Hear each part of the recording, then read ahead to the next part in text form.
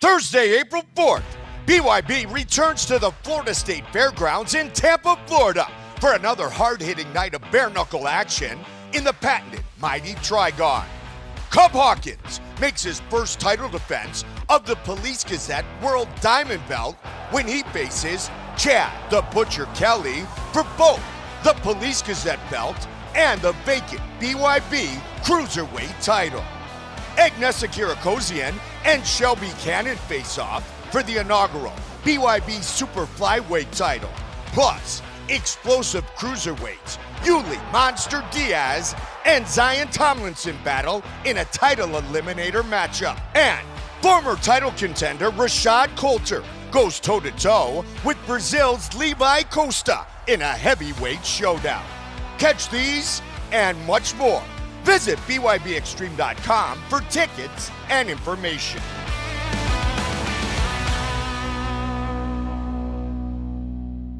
You've been looking pretty good these last few weeks, man. Yeah, I got a secret stash of the stuff in the mail. Yeah. Oh, you got the Caldera Lab stuff too, huh? I did get it. Dude, this is some great stuff, man. It's a 3-product regimen. You can go to their website and check the third-party results yourself. You don't have to believe Ray or I, but we've both been using it. It's great stuff. The 3-product regimen of the good, the base layer, and the clean slate. People who have used it are experiencing smoother and healthier looking skin. It's really great stuff. Go over to calderalab.com and use promo code DELUXE for 20% off. This is a great deal, Ray. Yeah. Look good, feel good, live good. That's what I always say. Absolutely. calderalab.com. Use promo code DELUXE for 20% off of your entire order. Hello and welcome to another episode of Deluxe Edition. I am your host, Casey Shearer. Joining me, as always, L. Ray Sexton. What's going on, Casey? Not too much, buddy. How are you? Having a day. Having a great day. Yeah, we just had another great interview here with a bare knuckle boxer, Agnesa Spitfire Kirakosian. We'll get into right after the house cleaning. We are a part of the Deluxe Edition Network. You can find all of the other great shows over at deluxeeditionnetwork.com. Podcasts of the month this month are Friends Talking Nerdy and Films and Fermentation. Go check them out. deluxeeditionnetwork.com. Go find all of our previous shows over at deluxeedition.show. There's a contact form at the bottom with an email. You can email us. We'd like to hear some feedback. Go check out the Instagram page over at Deluxe Edition Pod. What are you doing over there on Instagram, Ray? Mostly memes, birthdays, movie premiere stuff. Once in a while, I'll post about all the wonderful products that we're partnered up with. So, do yourself a favor. Buy some of that stuff. Use the discount codes. Help yourself, help us. It's a good deal. And let's see, if you want to support the show any other way, you can go over to patreon.com/Deluxe Edition Pod. Check us out over there. I rearranged the tiers. You get a lot of cool stuff. There's a $5 tier, $10 tier, and I think $20 tier. Is that right, Ray? That is correct, sir. Stick around with us for a while. You get some cool exclusive swag. We got some trucker hats, some t-shirts, and sticker packages and all that stuff. Or if you'd like a regular old t-shirt, you can go over to whatamaneuver.net/collections/deluxe-edition. I miss anything, Ray? Just go over to the 10-cent beer night store on TeePublic and get yourself some bootleg deluxe edition merch if you're into that kind of thing, or any other bootleg merch I throw up there. There's some new stuff coming all the time, so check it out. Yeah, there's a lot of cool stuff over there that we don't have on the regular What a Maneuver site. The What a Maneuver site just has regular t-shirts. Ray has on his site, on the TeePublic site, there's tank tops, tote bags, coffee mugs, stuff for babies, like everything. I'm worse than Kiss for merch over there on my site. Yeah, go check it out. And also come check us out on Facebook at facebook.com/deluxe edition pod. All right. Should we get into it, Ray? Let's get into this thing. All right. Here it is. Our chat with the Spitfire. Hi, how's it going? Can you guys hear me? Good. How are you? Yep. Good. Thank you. How's everything going? It's going good. Just chilling. It's raining out here. So everyone's home, just chilling. Where are you calling from? LA, California, Okay. Los Angeles. Where are you guys at? Where are you guys? I'm in Tallahassee, Florida. I'm in Cleveland. Oh, okay. How's the weather over there? It was rainy all day here today. Oh, okay. So it's kind of like here. Yeah. I want to start with Thursday, April 4th at the Florida State Fairgrounds in Tampa. You'll be taking on Shelby Cannon for the BYB Super Flyweight belt, 115 pounds. You're both undefeated in the BYB, right? Yeah. What exactly. What are you doing to prepare for this fight? A little bit of everything, you know. She's kind of a cannon. She has like a good hook, and she's very like sporadic. I started like 4 weeks ago. Yeah, I'm just doing everything I usually do, except like more tailored to the style of like the fighter that I'm fighting. When you've trained for a different fighter each time, it's different each time, right? Because you want to train to their style, right? Yeah. I have like you have to have a game plan for each fighter. Like the last girl, I don't know if you guys saw that fight with Jessica Link. She was 5'9", so she was like 6 inches taller, and she had long arms, and she was a southpaw. And this time, she's 5'1", so she's a little bit shorter than me. Yeah, it's a lot different. This time's gonna be different than the last. So I need like different sparring partners. So I was sparring taller opponents before, and now it's like kind of like I need short fighters. Yeah, and southpaws. So. Yeah, that was the first fight that I saw you in against Jessica Link. She was not happy that you beat her after the fight. She kind of went off a little bit.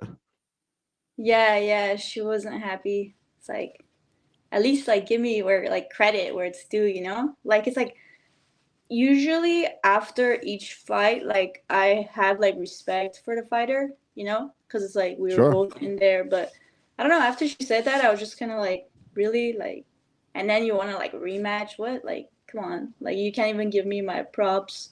You know what I'm saying? Like it's like, and everybody booed her when she said that. So I was like, yeah. Yeah. I was like, Yeah, wait. it's disrespectful, you know. Yeah, but You know, because that's disrespectful to the judges. That's saying that the judges don't know what they're doing. And, you know, I mean, I watched the fight. Everybody watched the fight. You know, to me, you were the clear winner. yeah, and then a lot of people, like, I guess on her side, they were like saying the opposite. But yeah, it's like, yeah, give the props where it's due, you know? Like it was all three judges. It wasn't just like one or like, I mean, two, or you know what I mean? Right. But yeah. So, sore loser. So. Yeah. So what makes a girl get into bare knuckle boxing? Like what made you decide to get into boxing, I guess, originally, and then you switched to bare knuckle boxing, right? Yeah. Well, for me, it was kind of like, I don't want to say, yeah, it was kind of random. Like, it's not like I went out and was like, oh, I want to be a boxer, or like I want to be a fighter. I never really, like, I always thought like boxing or any kind of martial arts was cool. Like, obviously, I always thought that was cool, and that was kind of an interest, but I never like went out of my way to be like, yeah, I want to go and be a boxer, you know, or find a gym. I never really went out to find one, but I was at the time, at the time I was just going through a lot of stuff. Like I kind of like when I was younger, I made some mistakes with the cops and stuff. Like I was like in the wrong place, wrong time, and then I kind of got like beat up by cops and stuff. So at that time, like I was like super angry. So after that, I was super angry. I was just walking around campus in Glendale Community College, and they had a boxing club. And then for some reason, they kept sending me back and forth to like fix my classes. And then I kept looking at them, and they asked her, they thought I was like staring at them or something. I don't know what they thought, but they were like, do you want to come join? I was like, what is it? Like a boxing club or like a class? And they said, club. So then I was like, yeah, because I already had like way too many classes. So I was like, and then the next day when I came in for the boxing lessons, like since the first time I threw like a punch, like that's when I knew I wanted to like go, like I wanted to learn to go pro. Like I wanted to like like, and I just saw myself like being. I thought I would be good at it, and yeah, and all is history. It's kind of random. Sorry, I'm like it's a story. It's a whole story about like the whole thing that I got started. But yeah, like I've been through a lot of stuff in my life. For me, like God used boxing to get rid of my anger because I had so much anger. Like I would walk around campus, like I wanted someone to say something to me so I could like punch them. You know? Because I was so mad at everything at the time. But now I feel like I'm like way more calmer. Like if someone says something to me, I'll be like, yeah, yeah, you're right. You know, I don't care. But back then it was different. So yeah. Like, how do you think you overcame that? Because you're like an active fighter now, do you think that like sort of calmed you down a little bit, or? Oh yeah, yeah, definitely. It calmed me down. Just like training is like it gave me kind of a purpose and to like hone in on that. It usually like it's everything started with like anger was the fuel, but then as I got over that, it became like more of a passion.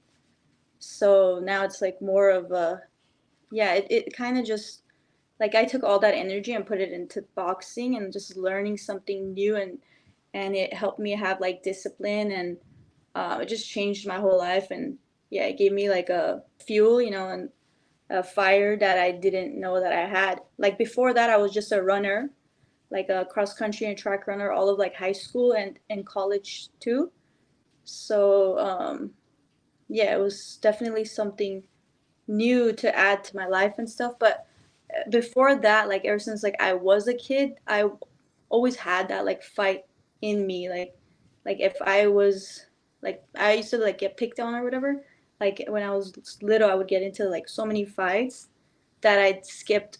Like I didn't even go to half of second, third, and fourth grade. So yeah, Oh wow.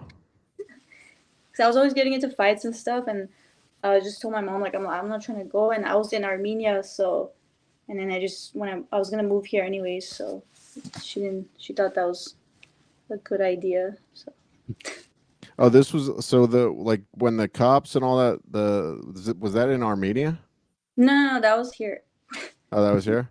When did you Yeah, move from? When did you move from Armenia? when I in 2000 when I was 9. Yeah, Oh, okay. yeah, it's like 9 years old. Yeah, that whole because I didn't really start boxing until I was like 23. So So I heard you say in some other interviews that you thought that boxing, like to train, would be expensive. Was that the case? I don't know. I don't know. I didn't know like where to go or what to do. I never really thought about it, but it's funny because I did have a dream a long time ago that I was a boxer and I was getting paid. But it's like one of our teachers in high school made us write like a letter to ourselves and they sent it to us and then I didn't even remember this and then in the letter I wrote that I had a dream. I was like, "Oh, this is random, but I had a dream. I was a boxer and I was making money." Anyways, like I was like, what? Like this is destiny. No way. Like I was like, what? Like so it's like I that's why I always say like boxing found me. I didn't go looking for it. So I mean I wish I started sooner. I wish I like went like, I would have been a killer. I'm already a killer, but I would have been like had all the belts. So, but it's okay. So when you start training, like how long does it take from like your when you first start training to have a professional fight? Do you have to have so many like amateur fights? Like how does it work? Do you have to have so many amateur fights before you go pro or? Honestly, like I feel like that depends on the person because sometimes it's hard to get fights and all that. Only have 13 amateur fights and like I had 11 wins in 1 year, 11 fights in 1 year. So I think that people should take like they should do amateurs, especially if they start younger. But I don't think you necessarily have to have it. There's people that go pro right away, like without any amateurs. So it like really depends on the person and who they are. And some people are born fighters, but other people like have to kind of learn, you know. You were fighting in Mexico a lot, right? Yeah, yeah. I basically fought 6 fights in Mexico. Yeah. What made you change from boxing with gloves on with your padded hands to switch over to the bare knuckle? My coach AJ Eastley, he was already a bare knuckle coach, and like it's funny because first of all, like I didn't even know that was a thing. One time, like I was just sitting at home, and then I was on YouTube just watching, like looking up fights and all that. And then randomly, like I came across a video of like people fighting with like no gloves. I was like, what? I was like, what the hell's going on? Like, what is going on here? And I was like, dude, these people are crazy. Is this real? Like, and I'm just watching, and I'm like, what the hell? And then I had another friend. Casey. He told me, he's like, yeah, they want to pay me like a few $1,000s for me to do bare knuckles. I was like, no, no, no, don't do that. That's crazy. And then I'm over here like, yeah. So my coach, he asked me to do it, and I was just obviously I was like, nah, I'm good. But then later on, the opportunity came to like go to Dubai and fight and all that. And it's kind of like sometimes it's hard to get boxing fights. And at first, when you start boxing, you don't really make that much. Yeah, so I was just kind of like, I kind of wanted to like, I love to fight and I wanted to fight. And yeah, the purse was a little bit better. So I was like, let's go. But yeah, What's Dubai like? Dubai is really nice. It's really nice. Like, it's kind of like US except cleaner, and taller buildings. Yeah. Yeah. Yeah, it was cool. How long were you there for? Just the fight and then back home? No, I was there for a week, Hmm. but I got a story for that. Yeah, tell us. So a week before my fight, it was March 11th, my birthday. So I went on a run, and I was like, okay, you know what? I'm gonna have like one more like good run, and I'm gonna like be ready, you know. So I went on this run, and then I sprained my ankle on the run. I literally like I was running on gravel, which you're not supposed to do, and then my foot like I stepped on it wrong, and then I was like, damn, like I was like, and obviously the first thought in my head was, okay, that's it, like I'm not gonna like fight, like, and then I was like, no, no, no, no, no, screw that, I'm not gonna think that, hell no, like I'm gonna run, let's keep running. And I tried to run and I couldn't, and then I was like, okay, I'm just gonna walk home, and I'm trying to like walk, I'm like limping, I'm crying, I'm like, oh, no. And then I called my brother, he came and like picked me up. I was just like a couple of blocks over, and then I came home. I was just icing my ankle, and I had it up and everything. And I'm just like, I'm calling my coach. I'm like, hey, this is what happened. I sprained my ankle, this, that. So he's kind of like, he was calming me down. He's like, don't worry, it'll go away, you know? So for 2 days, I couldn't walk. I was literally like limping around and stuff. And then obviously, like, we didn't cancel the fight. By Wednesday, I was on the plane. Like I was like going to Dubai. I'm just like, yeah. So I was able to like walk more, but it was hurting. And then the whole time we were in Dubai, like everyone was going out like sightseeing or whatever they were doing, and I was just like in my room icing it and praying a storm, because I was just like, I cannot like rely on like myself, and my foot is like messed up, like literally like in I have like pictures of it. It's like all bruised up and everything, and it was really swollen too. And like nobody believes me because the way I was fighting that day, I don't even believe it. But yeah, so I was just like, we just put the KT tape on and everything. And even that the day before, whenever I would see my opponent, I'm just like, I don't want her to see me like injured or anything, you know. And then they were like calling me up to the Trigon to take a picture. I'm like, no, I'm good. But I was, but usually I'm super nice, so I would have probably went. But then Tony Lopez, he was sitting next to me, and he was like, "Nah, you don't gotta go. Just stay here. Just stay here." I was like, "You're right. You're right." And then Yeah, the next day we just put the KT tape on and the adrenaline kicked in, and I literally like went to war. And it's crazy that, yeah, I went on with like a sprained ankle and everything. It was literally, it took like a few weeks after to even like heal up completely. Actually, it took like a while. Damn, no wonder you don't know what Dubai looks like. You're sitting in your hotel room looking icing your Yeah, ankle.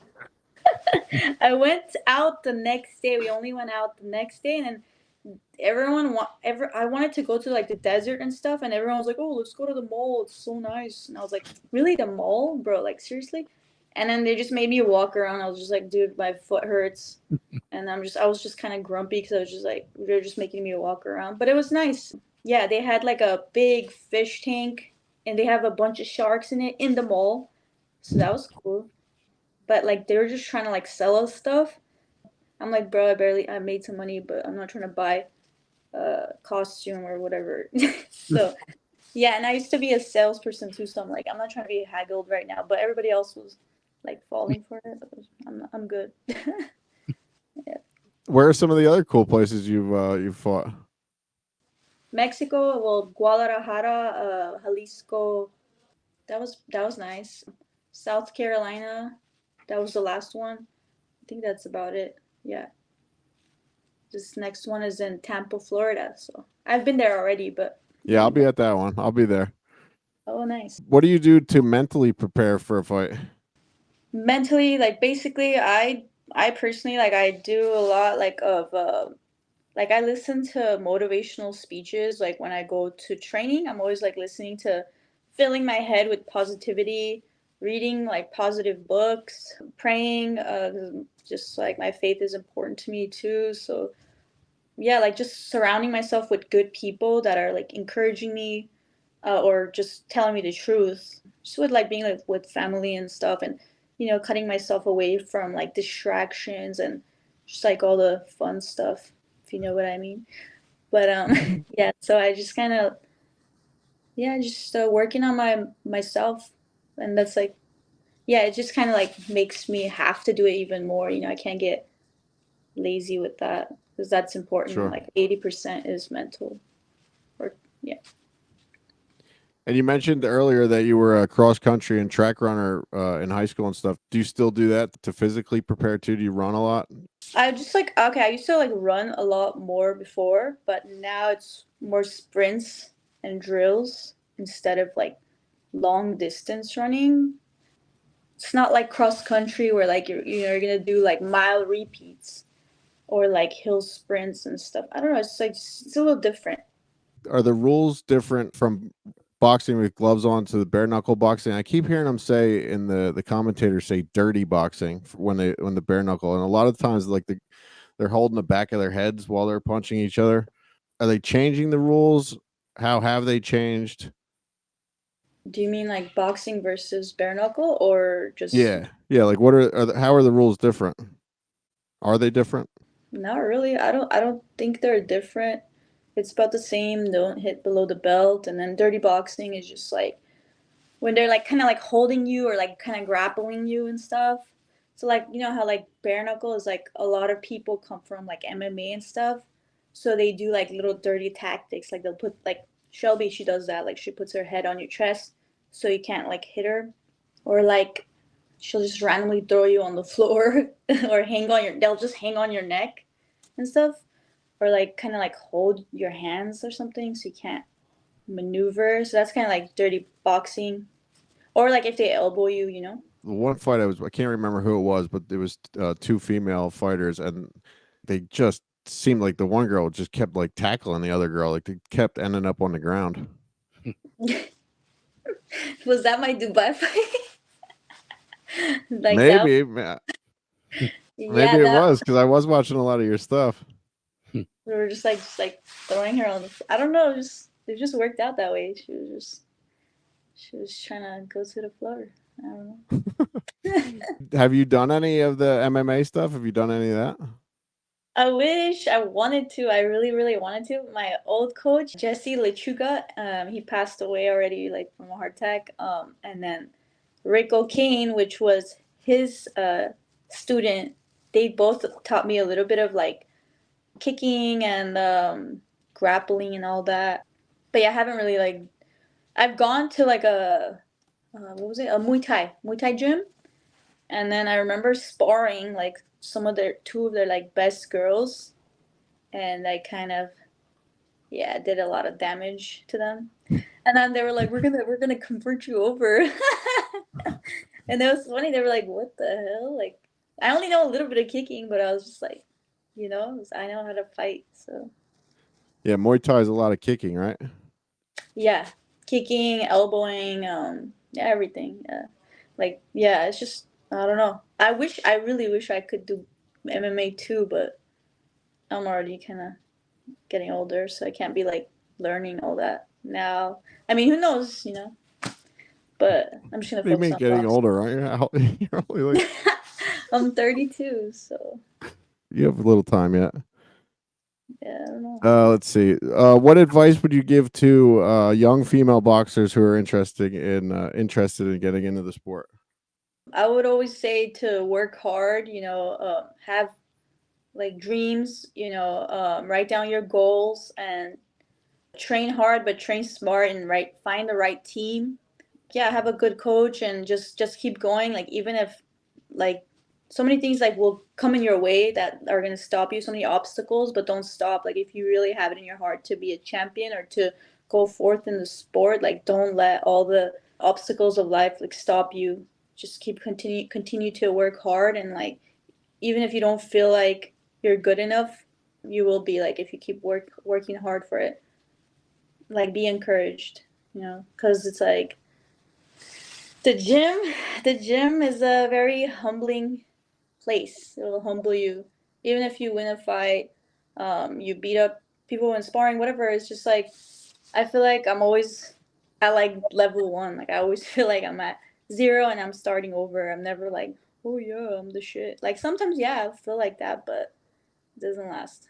Like I'm always just like being humbled, and the sport will do that to you. So, but be encouraged and like keep working hard. You'll get there. What do you think sets bare knuckle boxing apart from other combat sports? Well, first of all, BYB, in general, it's a smaller ring.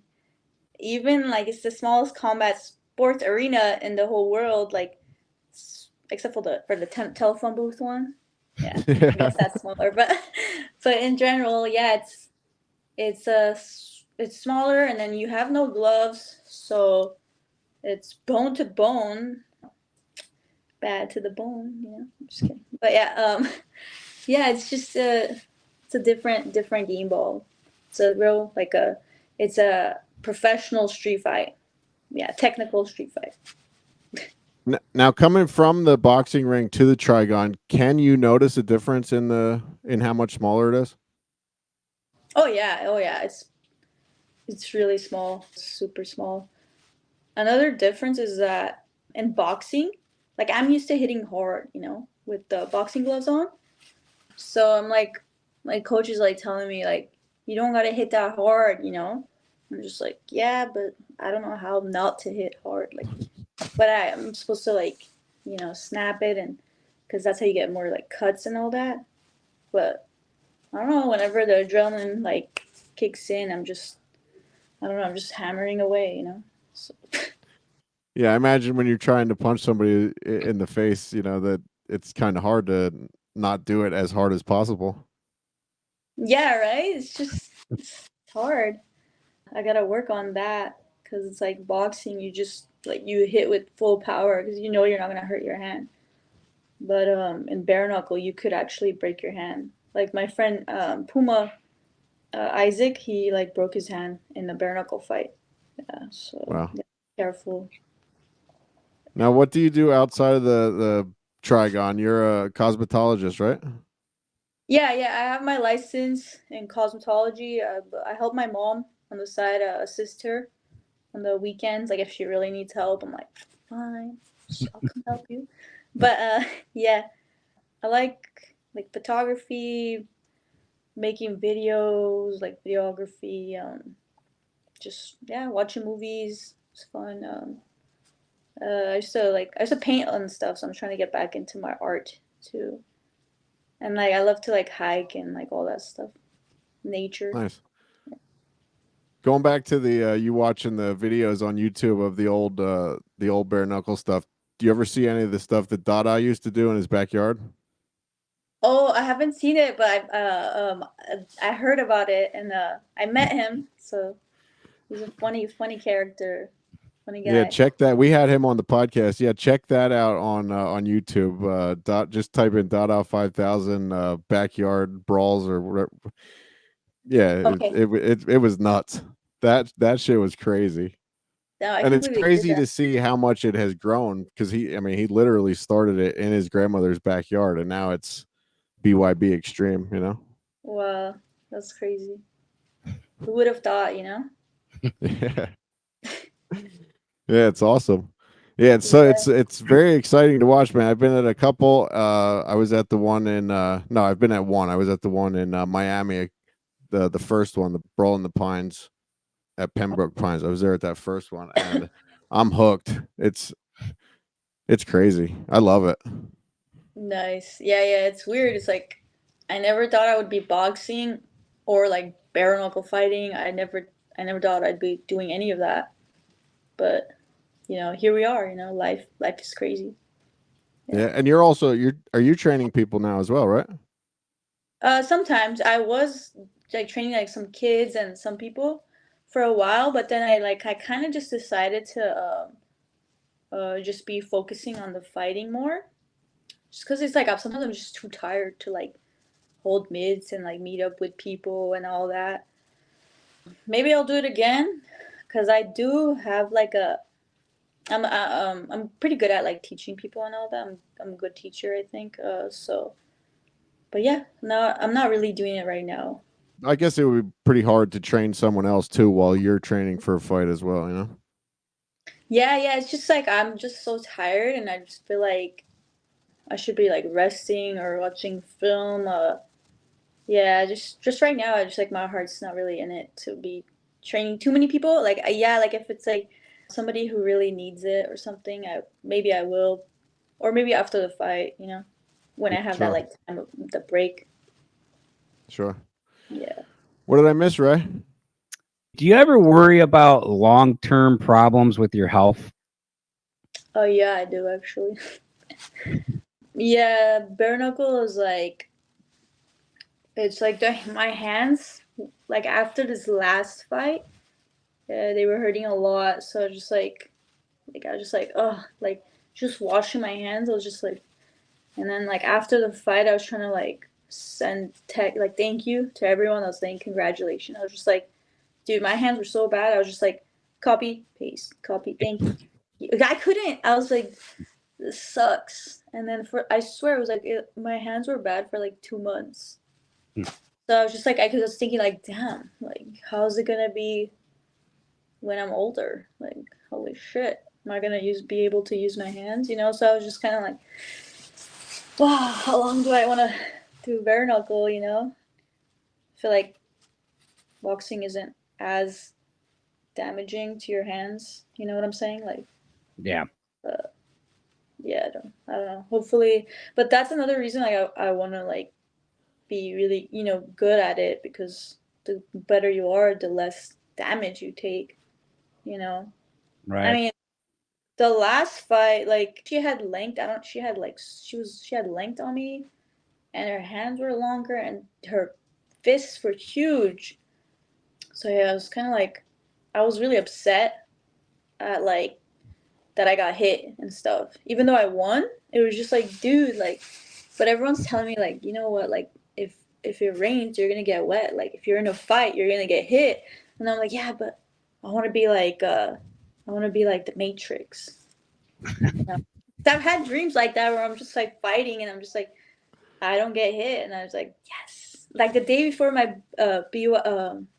Dubai fight, I literally had a dream. Like I had a dream. I was like flying around, and then some girl said something to me. So I came down, and then it was like she swung, and I missed like Matrix, and then I beat her up and left. And I was like, yes, that's how the fight's gonna be. Like it helped me out.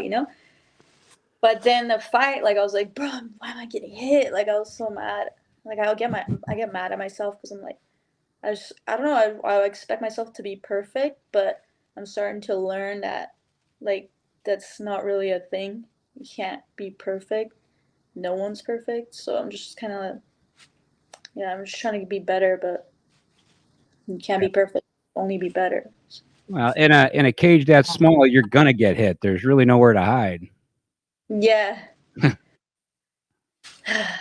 Yeah. Next fight. We'll see. We'll see. Yeah. That was all I had, Casey. That was my question. All right. Well, please plug away where people can find you, and plug the next fight as well. Spitfire _ Nessa. So Nessa with only one S. Next fight is in Florida, Tampa, Florida, April 4th. Make sure to tune in because I'm gonna beat some. Yeah, I'm gonna get that belt for sure. So you guys tune in because it's gonna be a performance of a lifetime. Awesome. Thank you Awesome. guys Looking so forward to much it. for the interview. I really appreciate it. Yeah, no problem. Yeah, pleasure's all out. And I'll see you in Tampa. See you. Yeah, I was gonna wear that shirt today. Spitfire. Yeah, do you still have any of these left? Where can people get the merch at? Just hit you So up on Instagram or? yeah. Just hit me up on Instagram, DM me. I have a limited amount of those limited shirts left. Yeah, just hit me up. I'll send you the info. Awesome. Thank you so much. Thank you. Have a good one. Yeah, You too.